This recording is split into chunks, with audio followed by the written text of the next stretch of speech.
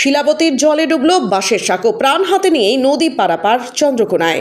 টানা ভারী বৃষ্টির জেরে উথলে উঠেছে চন্দ্রকোনা শিলাবতী নদী। নদীর জল বাড়তে থাকায় চন্দ্রকোনা 2 নম্বর ব্লকের ভগবন্তপুর 1 নম্বর গ্রাম পঞ্চায়েতের ঘোষকিরা এলাকায় গ্রামবাসীর তৈরি বাঁশের সাঁকোটি জলে ডুবে গিয়েছে। জলমগ্ন সেই বিপজ্জনক সাঁকোর উপর দিয়েই প্রতিদিন সাইকেল ও মোটর বাইক নিয়ে ঝুঁকি নিয়ে পারাপার করছেন কয়েক হাজার মানুষ। যে কোনো মুহূর্তে বড়সড় দুর্ঘটনার আশঙ্কা তৈরি হয়েছে। জলমগ্ন সাঁকো বিপাকে একাধিক গ্রাম। বৃহস্পতিবার দুপুর পর্যন্ত ঘোষকিরা এলাকায় শিলাবতী নদীর ওই বাঁশের সাঁকো দিয়ে যাতায়াত করা হচ্ছিল, কিন্তু পরবর্তীতে বৃষ্টির বেগ বাড়তে থাকায় নদীর জল সাঁকোর উপর দিয়ে বইতে শুরু করে।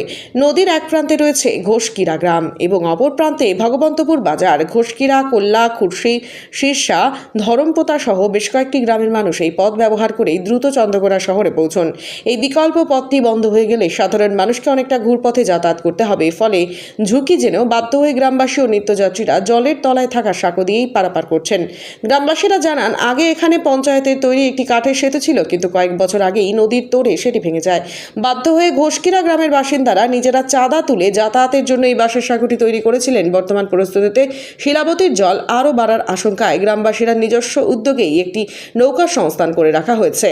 স্থানীয় বাসিন্দাদের অভিযোগ, বিগত তৃণমূল সরকারের আমলে একাধিকবার নদী পারাপারের জন্য স্থায়ী ব্রিজ নির্মাণের দাবি জানানো হলেও কোনো পদক্ষেপ নেওয়া হয়নি। ফলে প্রশাসনের কাছে তাদের আবেদন, এবার জন্য দ্রুত একটি স্থায়ী ব্রিজের ব্যবস্থা করে এই ভোগান্তির অবসান ঘটানো হয়। এ বিষয়ে স্থানীয় বিজেপির বিধায়ক সুকান্ত দোলী জানান, গ্রামবাসীর এই দুর্ভোগের বিষয়টি গুরুত্ব সহকারে দেখা হচ্ছে এবং এলাকায় একটি স্থায়ী ব্রিজ তৈরির আশ্বাস দিয়েছেন তিনি।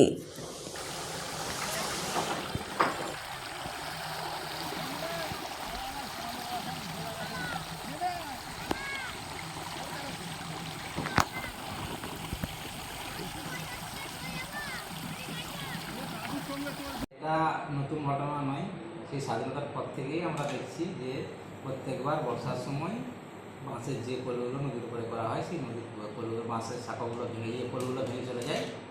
আবার বর্ষা কেটে যাওয়ার পর গ্রামবাসীরা উদ্যোগ নেয়, কারণ এতদিন সরকারও কোনো সাহায্য করেনি। তো গ্রামবাসীরা নিজেরা উদ্যোগ নিয়ে আবার বাঁশের পোল বানিয়ে যাতায়াত করে। তো আমি আশ্বস্ত করছি যে আমাদের যে সরকার এসেছে কংক্রিটের ব্রিজই তৈরি করবে। আমি এমনিতে স্টিল ব্রিজের জন্য একটা প্ল্যান আমি ধরেছি, সেই আবেদন আমি পাঠিয়েছি উপরে। কোন জায়গায় এটা? ঘোষকিরা। তো ঘোষকিরা শুধু নয়, আমাদের কেটিয়া খাল এবং শিলাবতী নদীর উপর যে ঘাটাল মাস্টার প্ল্যানের নতুন পরিকল্পনা হয়েছে, যাতে রাজ্য সরকার 1200 কোটি টাকা দিয়েছে। তো তাতে আমার চন্দ্রকোনা বিধানসভায় 16খানা ব্রিজ আছে, কংক্রিটের ব্রিজ 16খানা আছে। তো প্রথম 2 বছরে ড্রেজিং এবং সুইচ গেটের কাজ হবে এবং পরের 2 বছরে ব্রিজগুলোর কাজ হবে। তো আমি এইগুলো আশ্বস্ত করছি যে নদীতে অনেক ওই 16খানা ব্রিজ, কংক্রিটের ব্রিজ তৈরি হবে, তার মধ্যে ঘোষকিরাও আছে। মানে যত দ্রুত সম্ভব হয় করবে, যত দ্রুত সম্ভব এগুলো কাজ শুরু করা হয়। এটা তো মানে ঝুঁকি তো, হ্যাঁ, পুরোটাই ঝুঁকি। এইভাবেই পারাপার হতে হয় তো সব। মানে এই যে এর উপর দিকে তো জল বইছে, হ্যাঁ, এর উপর দিয়ে জল, ওই যে হাঁটু ভর্তি এটা তো বাঁশের সাঁকো। বাঁশে। তো এই কীভাবে আসলেন? ওই এর মধ্যেই জীবনের ঝুঁকি নিয়েই যাতায়াত করতে হয়। কেন আর অন্য কোনো রাস্তা নেই যাতায়াতে? না, আর অন্য কোনো রাস্তা নেই। আবার সে 5 কিলোমিটার ঘুরে যেতে হবে।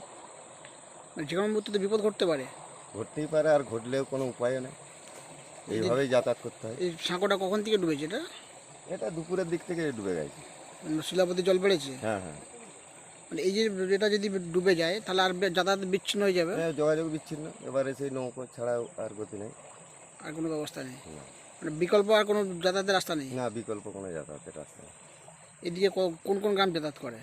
এদিকে যাতায়াত করে আপনার শীর্ষা, ঘোষকিরা, ধর্মপতা, কোল্লা, ঢাইকন্দ। না ওইদিকে ঘোষকিরা, হ্যাঁ, ঘোষকিরা নদীর ওদিকে। আর এই পাড়ে ভগবন্তপুর, এদিকে ভগবন্তপুর। মানে আমাদের বাজারটা থেকে ভগবন্তপুর যেতে হয়। সব ভগবন্তপুরে আমাদের। এখন কি জল বাড়ছে? জলটা এখন আপাতত একটু বাড়াটা কমেছে। না, এটা কি বৃষ্টির যে জলটা এটা সেটা? বৃষ্টির জলেই বেড়েছে। আপনাদের এখানে তো একটা কাঠের পোল ছিল, কাঠের পোলটা তো নষ্ট হয়ে গেছে, ভেঙে গেছে। পঞ্চায়েতে তৈরি ছিল। হ্যাঁ, পঞ্চায়েত যেটা ওর আগের করেছিল, সে তাতে তো সেই যত গাছ ফাছ আটকে গিয়ে আর বন্যার সময় সব ভেঙে গেছে। সেটা কি আর বাগায়নি? না না, সে একবারে শেষ, তার কোনো এই অস্তিত্ব নেই। সাঁকোটা আপনারাই এই করেছিলেন? সাঁকোটা আমাদের গ্রামের লোকই আমরা করি। আর এই যে নৌকাটা? নৌকাটা আমাদের গ্রামের। প্রশাসনের তরফ থেকে কোনো ইয়ে না, নেই? প্রশাসনের তরফ থেকে কোনো কিছু নেই। আমরা নৌকাটা যে করেছি ওটা আমাদের দেশ থেকেই আমরা সব চাঁদা কালেকশন করে করেছি। আপনার নাম? রাজীব পান।